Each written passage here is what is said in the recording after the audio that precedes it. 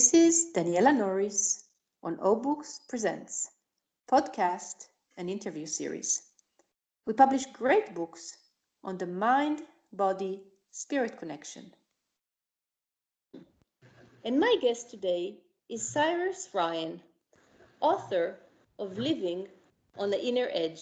Hello, Cyrus. Hi, how are you? Great speaking to you today. And I would love to know more about your new book, Living on the Inner Edge, and what made you write it. That's a very good question, and it took me quite a long time. And I was involved in you might call it a spiritual experiment. Most people approach the spiritual world on their own and sort of peruse through the various labyrinths of ideas and concepts that are available today. But I was involved with a group of people for over 30 years that worked in what they call a group work, which is sort of a new concept that has been mentioned in the esoteric books by Alice A. Bailey, who was writing for the Tibetan Master D.K, or D.K, as he's very well known. And he talks a lot about group work, which would be the future of spirituality, where a group of people who are very like-minded work together in their meditation work, their work of understanding themselves to learn more about themselves, and creating sort of a dynamic effect and helping each other, thus, how would you say, pushing one's spiritual progress on a fast track type of effort. And so over 30 years, this group has been hidden and quiet. And our spiritual teacher, who was a blend of Chinese and Indonesian, who had a vast knowledge, passed away about in 2011. And the group stayed a little bit together, but then eventually disbanded. There wasn't very many people anyways, there was less than 10. And then I got a strong inspiration to try and put that into a book, writing a sort of more on leaning on myself as a memoir, but integrating the teachings that we had collected and matured over this long period of time, and plus some of the experiences of the individuals in the book. So that's how it came about. And it was a very, very different and very intense 30-year period. So you talk about experiences. Are these spiritual experiences, of psychic experiences? Well, what kind of experiences are they? There was a combination of everything, both spiritual, psychic, and psychological.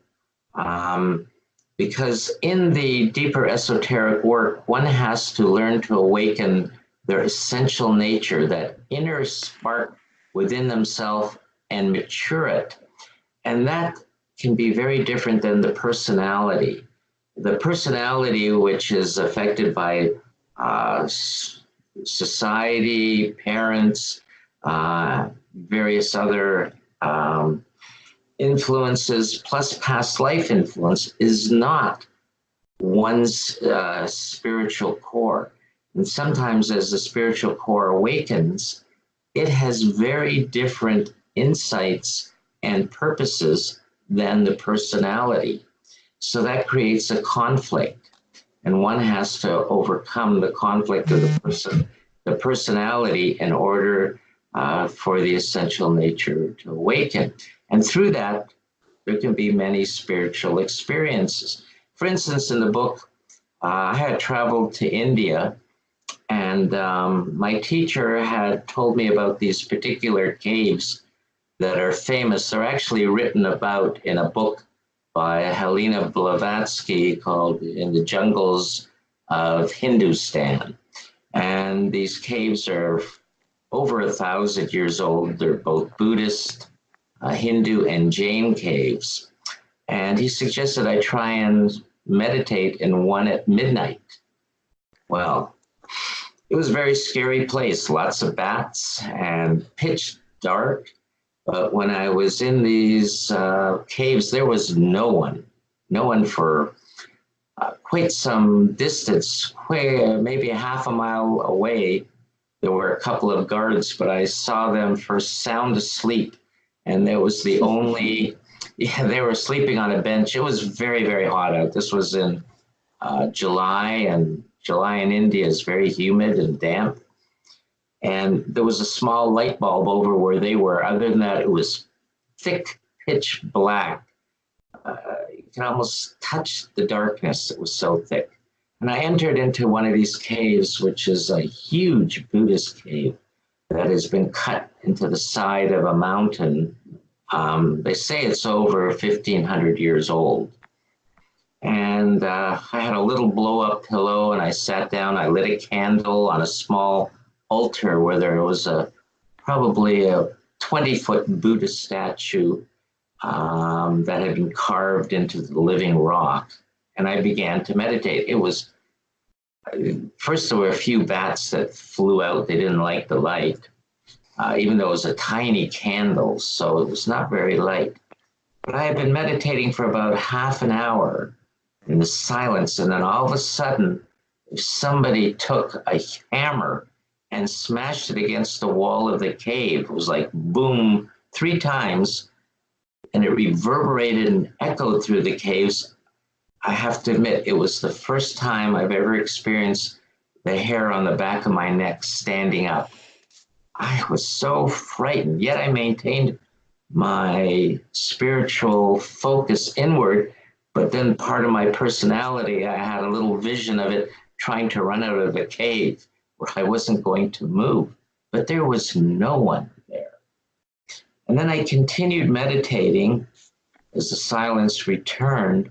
And then all of a sudden I saw this bat coming towards me. In slow motion, it reminded me of a slow motion movie, but this bat was gigantic. The cave is huge. It probably is 40 feet across and 100 odd, not quite 100, I'd say 50 feet in depth. But the wings of this bat, as it was coming towards me, were touching either side of this cave. And I didn't realize at the time, but I had shifted into my astral body. But I kept chanting. I was doing a particular Buddhist chant. And I could feel the fear in myself trying to rise up. But I kept chanting and chanting as this bat moved closer and closer. And as it got very close to me and my chanting was increasing, it exploded. And then all of a sudden I felt like as if I was lifted up. When I say lifted up into a place from the fear to a place of deep peace. And there looking down at me was this face of this yogi. I'm not going to mention who it is, but he was recognizable spiritual Hindu advanced master. And he was smiling at me, but at the same time, there was this incredible force or power from him that went through the top of my head, through my chakras. I could feel them being, how would you say, charged with high energy. I was frozen, and yet this feeling of tremendous peace, warmth, and love that was permeating me. And that lasted for a short time, and then it was over, and I was back in my physical body in the dark little cave. No bat, nothing. It was just pure silence, but I was in such a peaceful, uplifted state. So that's an example of one type of experience, which also taught me, I learned quite a bit from an experience like that. A real spiritual experience not only should be exhilarating and uplifting, but it should teach you something. These yogis who help you, or masters of wisdom, don't just appear for fun. There's a reason.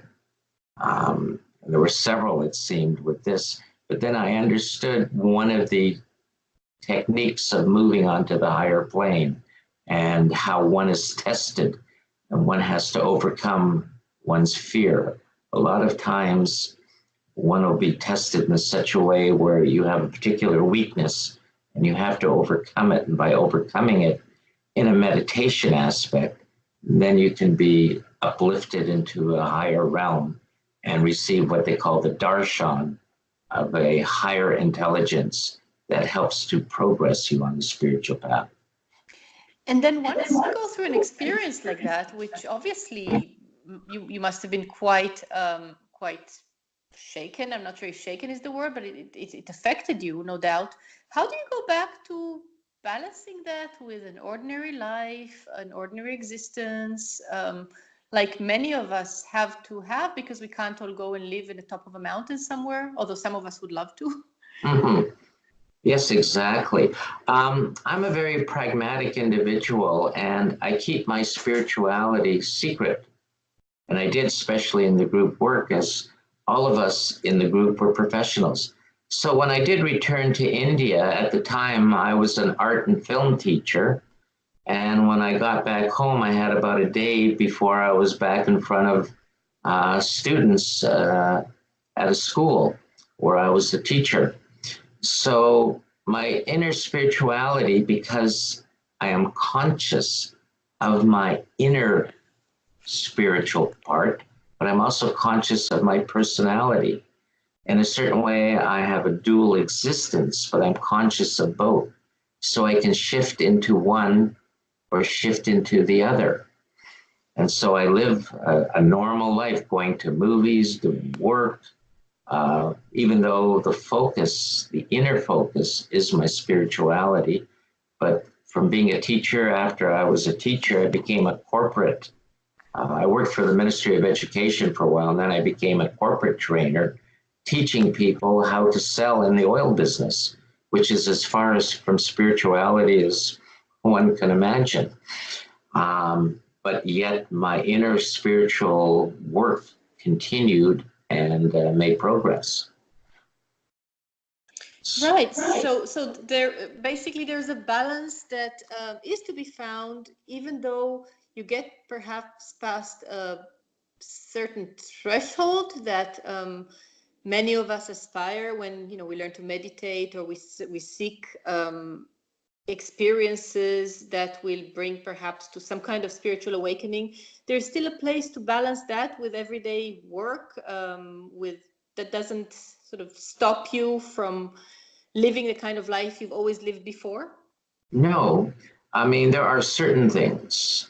I'm pure vegetarian. At some point, I've had like an inspiration. I had to stop eating meat. So I stopped. I grew up eating meat.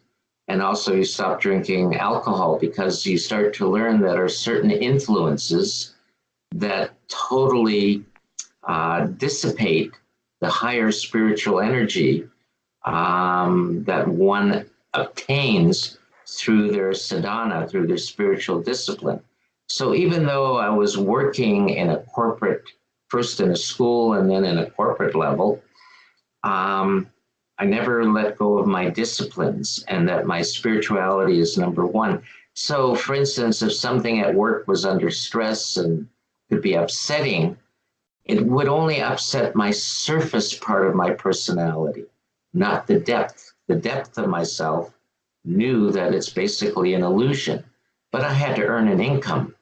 And I liked earning a very decent income because I travel a lot, and I still travel.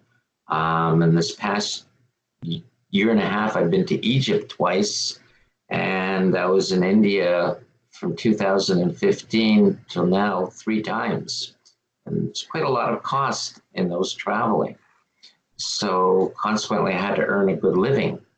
Couldn't be just sitting in the mountain. I always liked the phrase, living in the world, but not of the world.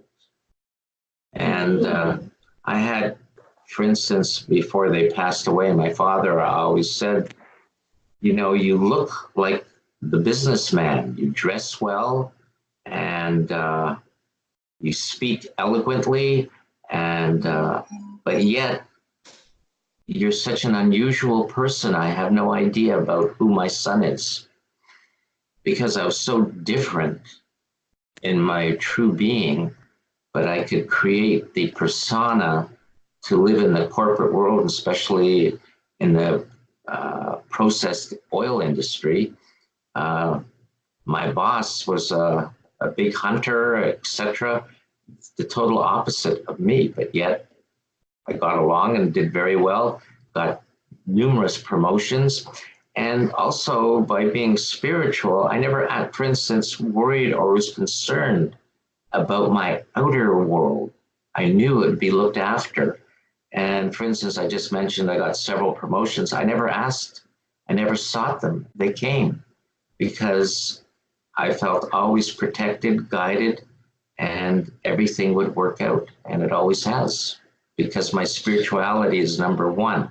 And there's a law that if you reach a certain depth in your spiritual work, you will be looked after in the physical plane no matter what. That is so interesting, because I think this is something a lot of us struggle with and wonder about, that if you wander too deep into the world of spirituality, or finding your true spiritual purpose, then what happens to everyday life? And how did you connect to your true spiritual purpose? That has to be relative. It's a big question in one respect, because we run on the engine of the past. Our present is only a reflection of the past, and everything in the present is a recurrence of things. I have learned, because of my insights, and I've developed interesting psychic abilities, you might say, that I recognize that I have worked on this path in many past lives, not just in one or two, but in many. And so this life was a continuation.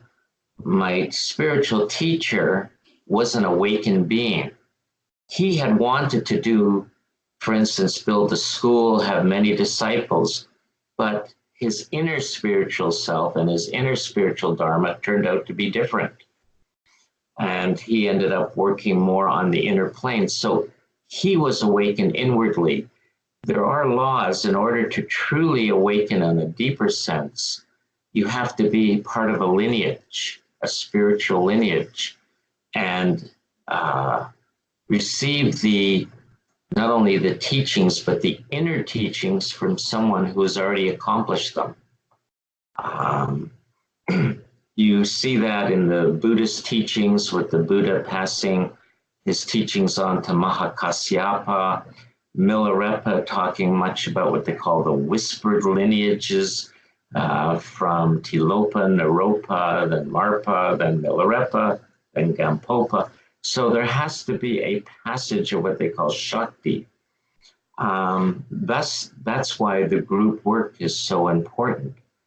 So we follow the lineage of the Trans-Himalayan Arhat school of the Masters of Wisdom, which were responsible for beginning the Theosophical Society in 1875, which are the Master Kuthumi, the Master Morya, and the Master D.K. We are part of that lineage, plus other masters that relate to, there was what another school related to the Trans-Himalayan is the school of Luxor of ancient Egypt. Though Egypt appears dead and just the old pyramids are there, on the inner plane, it is very alive. I was very amazed, talking about psychic experiences, being in parts of Egypt, like in Karnak, which is a colossal temple from 3,000 years ago or more, and walking in that space. And sometimes you're walking, all of a sudden you hit an area, and the whole feeling becomes different, like a deeper piece. Something is left over and still there from that ancient time. And so there was a school and masters from this particular area, and they are still active. So it has to do with lineage, it has to do with karma. You have to have a certain karma in order to have these types of deeper awakenings and be guided by these masters of wisdom, which my book talks about. And you mentioned group work in your book, which is another topic that is very interesting because you mentioned rules of group work and why group work is important. And you just talked about it briefly a few moments ago. But could you explain what is the advantage of group work versus just seeking your own spiritual path like some people do? Sure. The group, if you look at things, how things have developed in North America or in the world over the last couple of hundred years, you've got the develop of corporations and et cetera. They are groups, they are business groups. And through these groups, as above, as below, so to speak, and same with the spiritual, you get more power. So you can have spiritual power as you can have business power versus an individual running their own business. But if they group together with other people to reinforce their activity and have the same like-minded belief, then you can make progress, whether in business or in spirituality.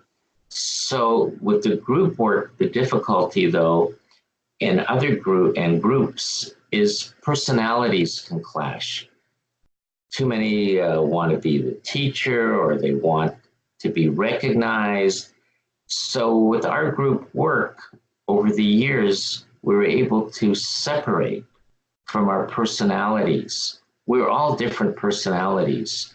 We never would have met each other in ordinary life, but it was the spiritual work through karma that brought us together.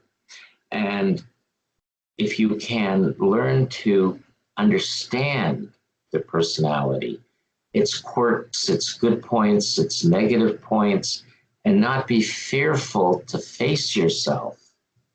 And then in the group dynamics, and that's where we use the Gurdjieff work, because that aspect of the Gurdjieff Ouspensky work and understanding the dynamics of the personality, which they call the machine, that was asleep, and recognizing that, and then finding our inner self, which is separate from that. Then in the group work dynamics, first we started meeting once every 2 weeks. And a couple of years later, we're meeting once a week. Then several years later, we all moved within real close proximity and we're meeting every day. We would get together early in the morning before work and meditate as a group. And we would have evening meditations and we would have group discussions. We'd read the same books. So we all became, in a certain way, almost like a mystical marriage with all of us, which was about 8 or 9 people. And we became extremely close because we each knew each other deeply. But the husband and wife should know each other. There was an intimate knowledge of each other. And because of that, letting go of the personality, our essential natures could bond. And then through group meditations, we could invoke higher energies. And that's when one of the masters of wisdoms contacted the group. Actually through me first, then through my teacher, and gave my teacher a word of power, which connected us to the inner ashram of this particular master. And from that, we made over time greater spiritual progress and greater understanding. And thus, if one reads my book, there's a vast knowledge involving not only theosophical knowledge, but Vajrayana Buddhism, the Gurdjieff work, and what's called Gupta Vidya, or the deeper yoga of the Yoga Sutras of Patanjali. And we synthesize all this into a newer teaching. It's new in appearance, but yet it's ancient.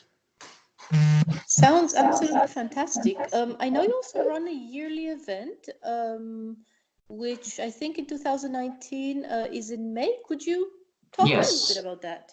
Yes, that's called WASAC. Where last year we had quite a large one, over 60 people, We ran a symposium of alternative healing and Wesak Festival, and this year it is the symposium of the Ageless Wisdom and Wesak Festival. In the Ageless Wisdom, it became known because it was very secret for a couple of thousand years that when the moon is full in the month of May or in Taurus, that the Buddha, the fully enlightened one, Gautama, would return to Earth for a short period of time to bless the masters and disciples and then the whole planet with divine higher power of love, hope, and faith to help with the progress and evolution of humanity. And this was only open to very advanced yogis until around 1900, when it became known through disciples and then eventually published. And so in one of the books of the Tibetan Master D.K, he talks about bringing this festival to the public so people will be aware, and it will help make their spiritual progress more rapid and connect them with the inner called brotherhood of masters and disciples throughout the world. So I decided to run one last year and this year, Wesak, where we chant at the time of Wesak, which is in Toronto, going to be about 6 p.m. On Saturday. We chant a mantra to the Buddha and do a ritual, just lighting candles and incense and then chanting and meditating, excuse me, to the Buddha. Prior to that, we'll have several lectures, excuse me, to help, create a full day. And the next day we'll have some workshops and further meditation. Is that, could you give the dates in May again? May 2019? It's May 18th and 19th, May 18th and 19th. It's a Saturday and Sunday, fortunately. And it's a free event. We never charge for anything like this. And donations are always enjoyable to help pay for the expenses. There'll actually be free food, and there'll be 3 lectures. We have a famous astrologer. Her name is Robin Armstrong. He's written several books. Very well known. He's the president of the Rasa School of Astrology. And another individual from Montreal who's a theosophist, Patrick. His name is Patrick, and he'll be talking on the year 2025, which in the Ageless Wisdom is supposed to be a very special year. And I'll be talking about the next step forward in spirituality, which is about the group work. So I'm really looking forward to it. We've just started doing some promotion for it. And hopefully we have 60 or 70 people like last year. Most were Canadians, but a couple Americans made it, and anybody else who's traveling to Toronto are more than welcome. It's in central Toronto at the Theosophical Society. We have a large building. Could hold probably 80 to 90 people in this particular room where we'll have the Wesak. And generally with this Wesak meditation, people have many experiences because the energy of the chanting, especially if you have 60 people together, is incredible. For more information, I know you run a website. Is that Northern School of Esoteric Wisdom.com? Is that correct? Yes, Northern School of Esoteric Wisdom.com. There's more information. I just put some on there yesterday about the Wesak, plus on the group work, etc. And there are a lot of pictures, which are my paintings. I'm also not only a writer, but I paint. That's so wonderful to hear about all these opportunities that people can take advantage of, and of course learn more about from your book, Living on the Inner Edge. Thank you so much, Cyrus Ryan, for talking to us today. Oh, thank you, Daniela. This is Daniela Norris on O Books Presents podcast and interview series. We publish great books on the mind, body, spirit connection. And today, my guest was Cyrus Ryan, author of Living on the Inner Edge. You can connect with Cyrus through his website, www.northernschoolofelsotericwisdom.com, and order his book from your favorite bookshop or online. Thank you for listening.